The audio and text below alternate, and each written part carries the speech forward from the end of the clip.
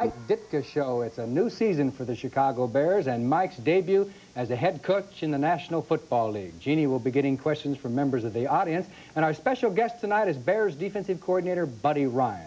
And we'll have some highlights from last Saturday's preseason game in Buffalo. And Mike, that was your first victory as a head coach. You got to feel pretty nice about that. I felt good, really. I felt great about it. It was a good win for the team, and I really thought we might get the victory a week earlier against San Diego, but it didn't work out quite that way, John. Well, you're going to have a lot more. And after this break, Mike will give us a progress report on the Bears quarterback situation.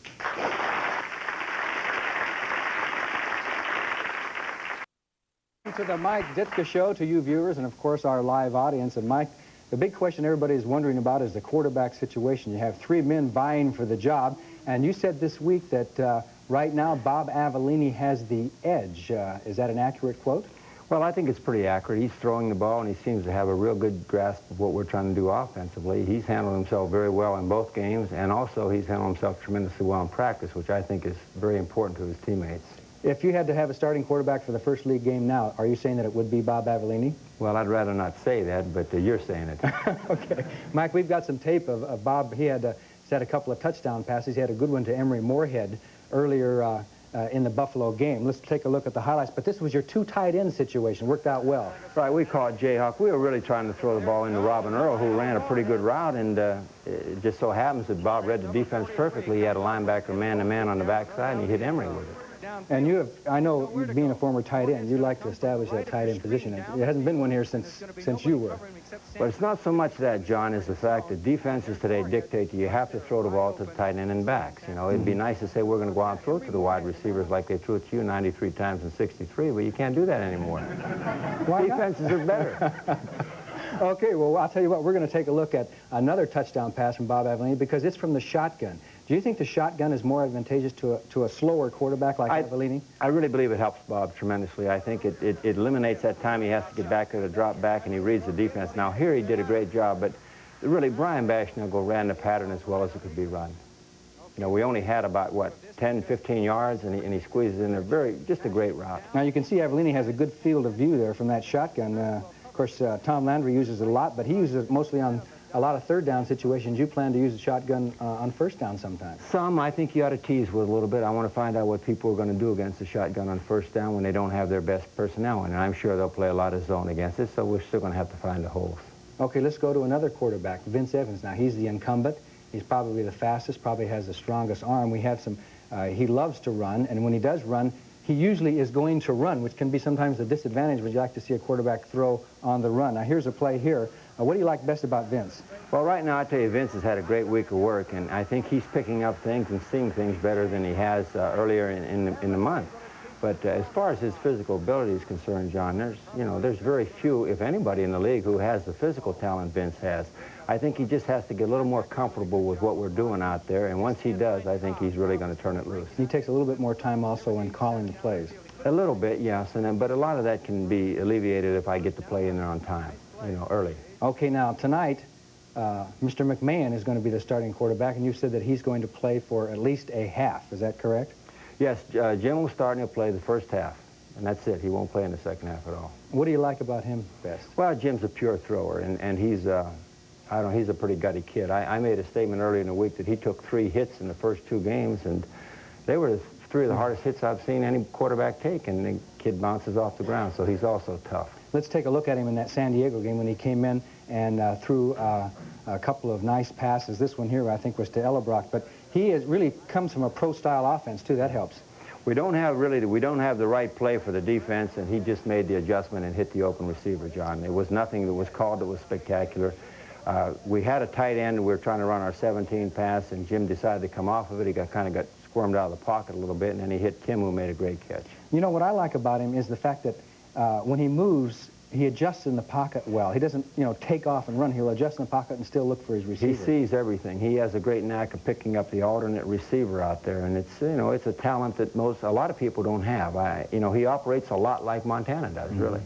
Okay, let's go to the studio audience. I know that they want to ask some questions. Jeannie is out there. Jeannie, did you find anybody who wants to ask a question? We already have in Chicago the perfect quarterback with Avellini's moxie and Evans's athletic ability and the pure thrower in McMahon, right? Well, that's a good question, Jeannie. Actually, I'm going to pick that up as a question. Are you a firm believer, or have you developed your philosophy as a one-quarterback person, or might you, if a quarterback is hot for, say, cold for a half, you bring in somebody else? Are you averse to using all your quarterbacks throughout the season? I might make a change, and I think we'll use all of them throughout the season, but we've got to, right now, we've made a kind of a demand of Pete Rozelle to allow us to play 13 players. That way we can use them all at one time. And, okay, what's our first Mike, question? let's have some questions. Who's first? All right, back here. We're going to go way to the back. I just have a question. Are you ignoring James Scott and Ken Marjoram? I noticed the wide receivers haven't been getting the ball very often. you know, they asked me that same question yesterday. I bet they do. No, I'm not ignoring them. I'll throw it to them this week. Another question over here. Who will be the other Bear running back? Well, right now it'll be Matt Suhey. We're going to use some formations where Walter's in the backfield by himself, but we'll use, you know, we're going to use a lot of running backs outside of Walter. You, sir. Are you going to be using the 3-4 defense a little more this year? I think Buddy can get into that more when he talks to you. We did use the 3-4 defense a lot more than people think we did in the first couple games, and of course people just didn't see it on TV, but Al Harris did stand up a number of times. Okay. I'd like to know what your plans are for maintaining the motivational intensity of the team throughout the 16-game season and hopefully 18 games. Great question. There Winning. you got the $64 That might be tough question. for Mike to answer. He was a very low-keyed football player. Winning. You know, there's nothing that's as contagious as winning. Unfortunately, losing is too, but if you win, things keep, confidence builds in the football team, you know, and one part has to help the other part. The offense has to complement the defense, and the kicking game has to complement both of them. I think if we can just maintain the intensity, the victories will come. All right. I'm going to have you stand up here so you can see Mike a little better. What's your question? How serious is the injury of Reeve Sorey?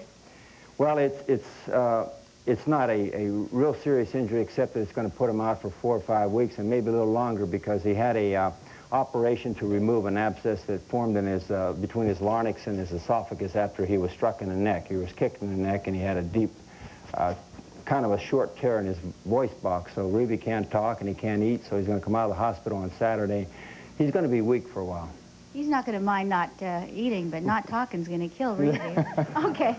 Mike, what are you going to be doing with your offensive line? It seems to be possibly the only weak point that you have on the team right now. Are you going to be looking to pick up someone in the future, or what's going to be your plans? Well, I don't agree that it's a weak point. I think anytime you put people out there with the caliber of the kids we're putting out there and the character they have, they're going to fight you tooth and nail. And Dennis Lick has come back strong, and Van Horn's playing well. You know, maybe we're not as solid as guard as we'd like to be, but Noah Jackson can be as good as anybody in football. And right now, Kurt Becker's caught my eye. I kind of like what he's doing. How about you, young man? With all the new formations and everything, how you think the Bears going to finish this year? Well, if we can remember all the formations, we'll finish good. If we don't, we'll have a lot of problems. You know, he asked an interesting question, Mike. Whenever a team installs a new system, it seems that it takes a little while to get the wrinkles out. Even, you know, 4 exhibition season games are really not enough. Do you expect possibly a slow start by the Bears because of this? No, I don't expect it, and I wouldn't accept it, John. I think that's a cop-out. I mean, we know what we're doing offensively and defensively, and it's our job to go out there. We practice everything every day, and it's our job to go out there and perform on Sunday. Okay. One more question. You. Okay. Do players get fined out of their pocket for making stupid errors?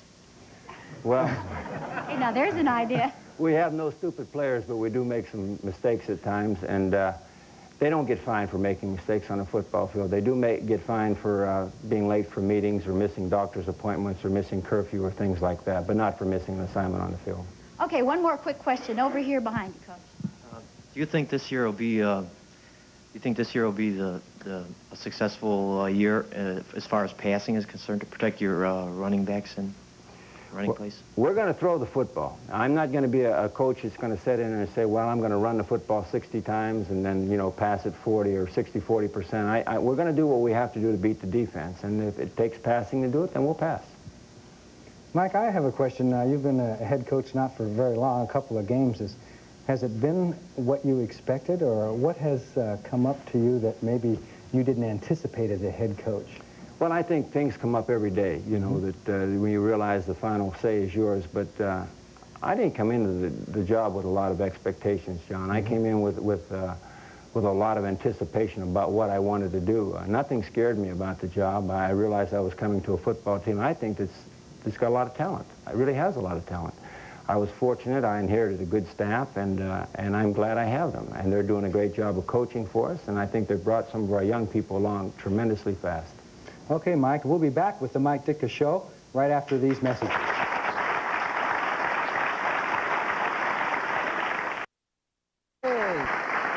Welcome back to the Mike Ditka Show. 2 and 1 make 3, and now there are 3 of us up here. Buddy Ryan, the Bears defensive coordinator, has joined us. And Buddy, we're going to be talking to you in a moment about defense. You got a lot to say? Always have a lot to say, Johnny. Okay. Mike, you know, you said something before the break that interested me when you said you're not going to be afraid to throw the ball. And I have some statistics that prove that. You have thrown, in the first 2 exhibition games, 73 passes while you have run 58. Was that planned that way? Not really. I think the San Diego score dictated that we throw a little bit more. We couldn't take the time to try to march it down on the ground. I think we'll try to establish the running game tonight a lot more than we had in the first 2 games. But you are firmly believe that with the new rules and where the receivers have a lot of leeway that you win on the pass, don't you? I definitely do believe that, John. But when you got a running back like Walter Payton, you like to give it to him once in a while because you know his runs of 4, 5, 10 yards could automatically break into a long play, and we're going to try to get him open tonight. You know, you saw Walter Payton play against you when you were a Dallas assistant, but now you see him every day at practice. You got to be more impressed than ever. I like it.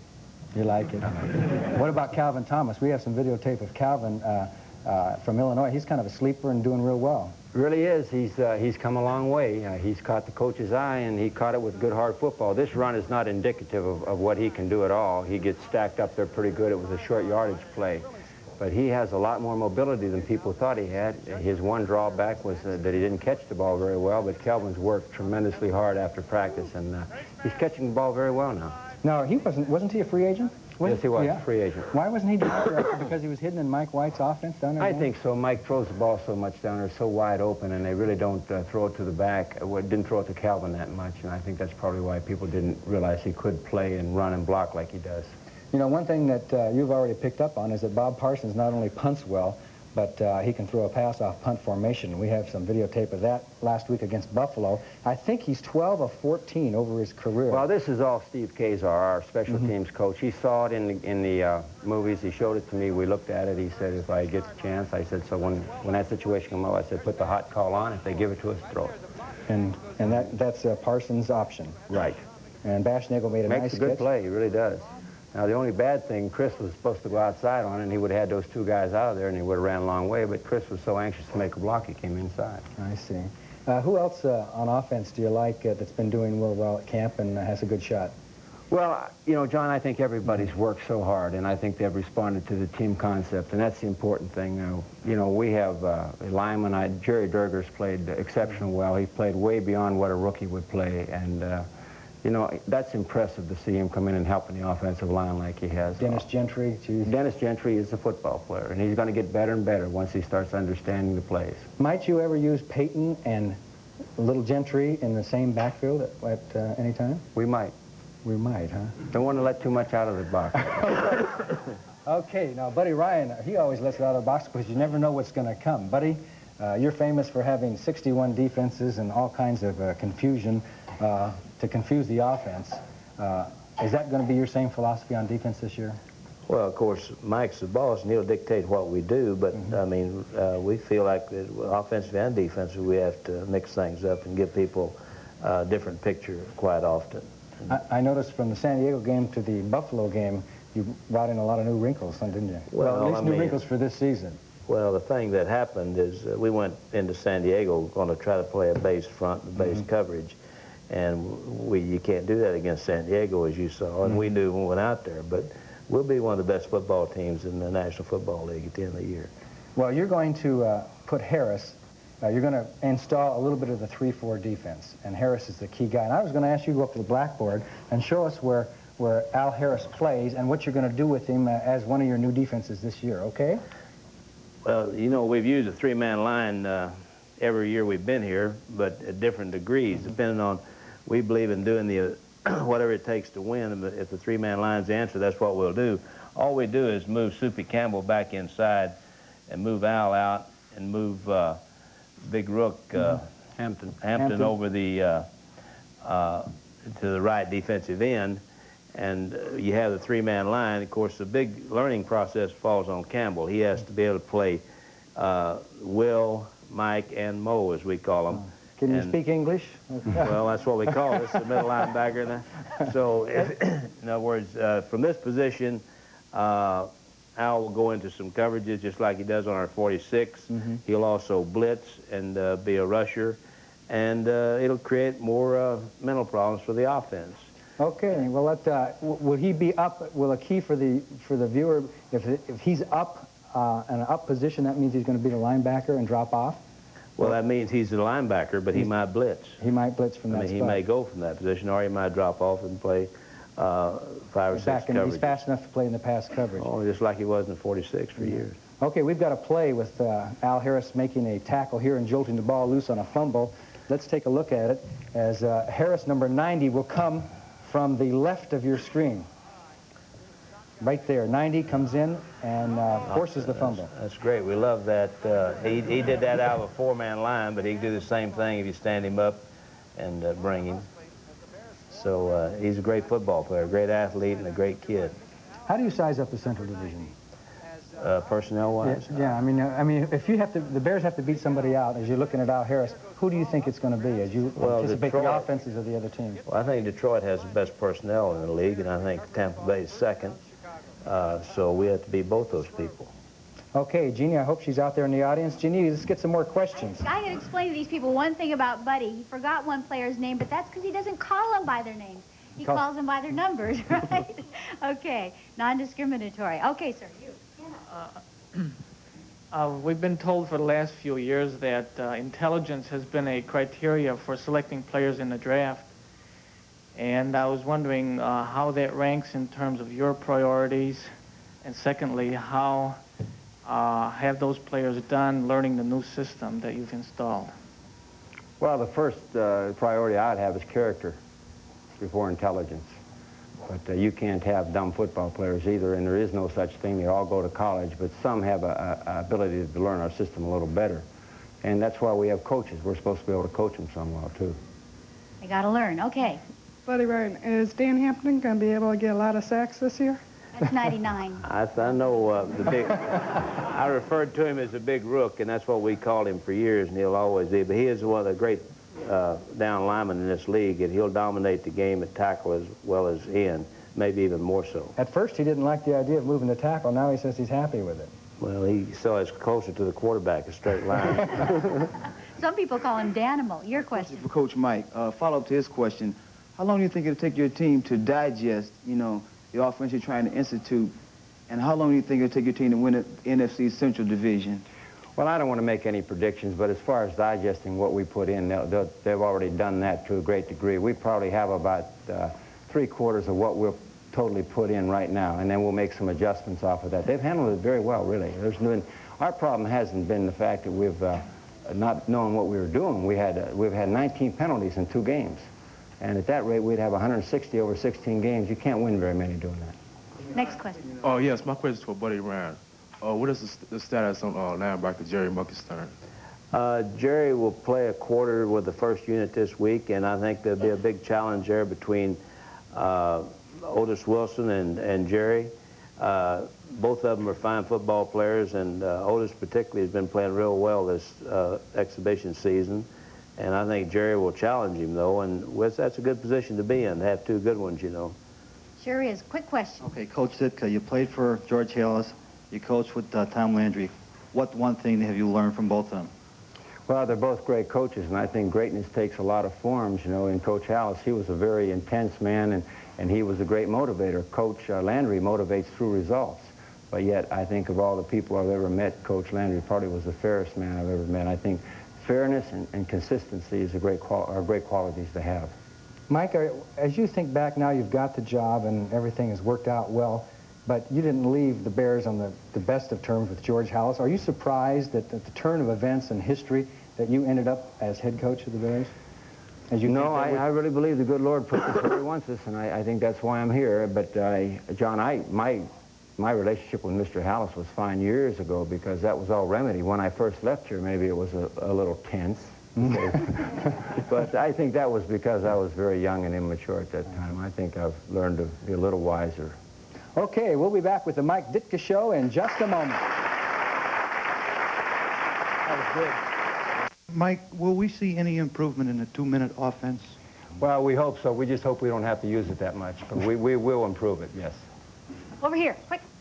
I'm a Doug Plank fan. Can you tell me the status on him? Because I haven't seen him start too many times. Or has that hit against Tampa Bay, that questionable one, caused any change in his game? No, he's still an aggressive young man, does an excellent job for us. Yes. I'd like to know, as far as on the Buffalo game, was Walter Payton running on a bad ankle? It seemed like he wasn't running up to par. Yeah, he's not 100% right now. He had a small ankle sprain, a slight ankle sprain. He's going to get better. Who's your starting field goal kicker?